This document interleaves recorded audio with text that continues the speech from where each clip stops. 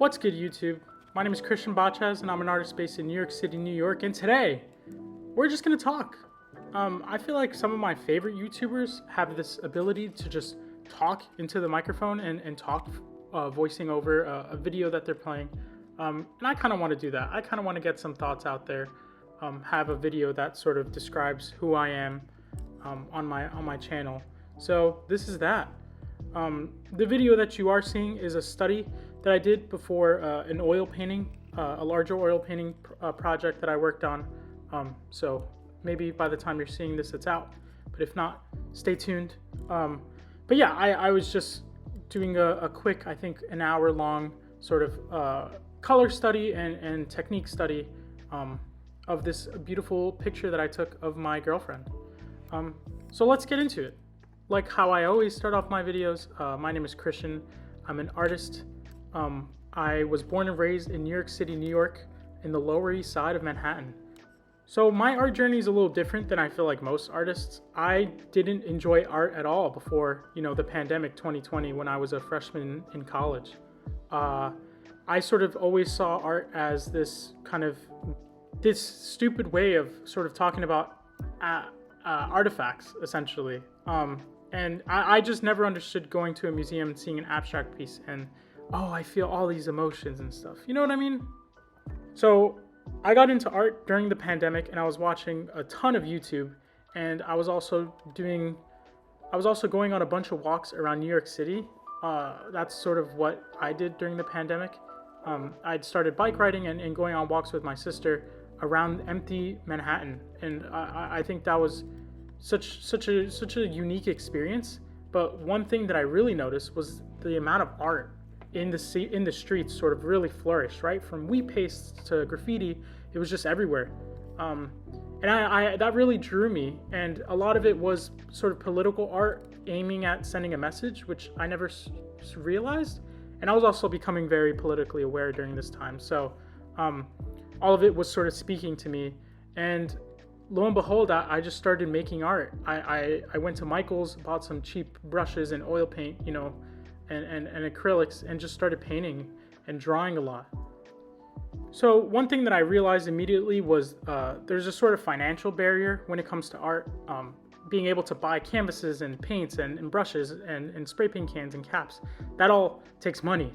And I at this point during the pandemic, it was so difficult to find a job, and I wasn't working. So I was just trying to think about what I could do to fund my ideas. And then luckily in my school, I went to the College of the Holy Cross in Worcester, Massachusetts, in the northeast of the United States.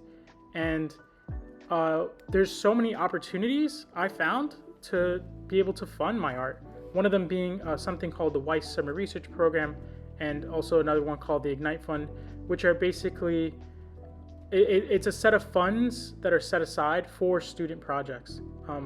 And I decided, why not do art? Why not tell my story, and maybe someone will believe in me, and I'll be able to be able to pay for these supplies that I really want to use, and I see my favorite YouTubers using.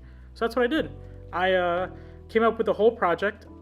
Essentially, it was very much influenced by my social justice activism that I was thinking about and kind of doing.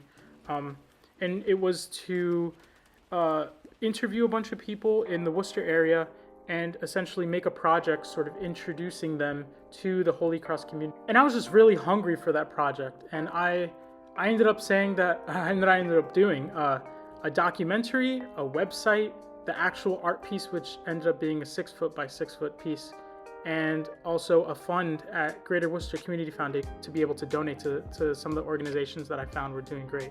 So it was just like an all-inclusive project that I thought up, and I got funding for it, and I was able to pay for a ton of spray paint, some other golden fluid acrylics and brushes and whatnot. And that was a really formative experience. And from there, I saw the power of art to both tell a story, to educate, and to inform. And from there, I sort of snowballed into that, and I volunteered for Powwow Worcester, which, if you don't know, or I guess it's now called Worcester Walls. it's a international mural festival that that comes to Worcester, Massachusetts, and brings international artists. And I was supporting some of them by priming their walls, and I met a ton of them, and I just had so much fun. And yeah, I just kept snowballing, kept painting. Almost every time I had the chance, I would be painting in my little room on campus, and that sort of developed. And I also saw the power of sending emails to people and just reaching out. So I ended up reaching out to an alumni who owned a local business, and I said, "Hey, I'd love to paint a mural at your place." And he was like, "Let's do it." And that was my first experience, both making a contract, painting. I'm sure I'll show that mural on the screen. So that it's called "Reach for the Donuts," and that was also my experience in sort of learning how to paint on a large scale. That was my very first mural. And again, that snowballed, and I kept applying for things, for things on campus, and I learned about local cultural council artist grants. They also just put money away for people to apply for projects, so I also applied for those. And as of right now, this summer, I recently completed 2 more larger projects, one for the Worcester Public Library, and another one for an elementary school, painting murals in their spaces. And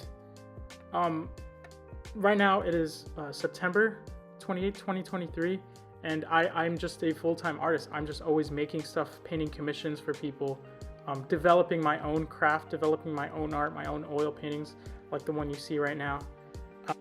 I'm also continuing to apply for things, grants and whatnot, including a Fulbright grant. So hopefully I'll be able to travel to Colombia next year to be able to paint a bunch of murals. And also I'm trying to create a YouTube channel. I love this idea of being able to make art and sort of be paid through sponsorships or through ad revenue, and being able to reach people in that way, right? Get your art out there. And I think it's corny to say you're a YouTuber when it's not successful, right? But you know, I feel like I just have to go for it and call myself a YouTuber until it works out. But yeah, so hopefully in the next year, I will be in Colombia painting a ton of murals. I'll be documenting all of it, being a YouTuber, and just continuing to be a full-time artist. And yeah, that's a little bit about me and who I am, and where I hope to go in the world. Just, you know, it's always good to sort of document these things, right? Talk into a camera.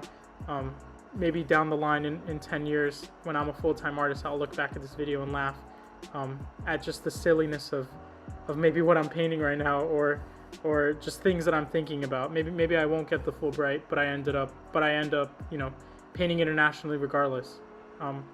So we'll see. Thank you so much for watching this video. I appreciate you if you made it to the end. And yeah, see you in the next one.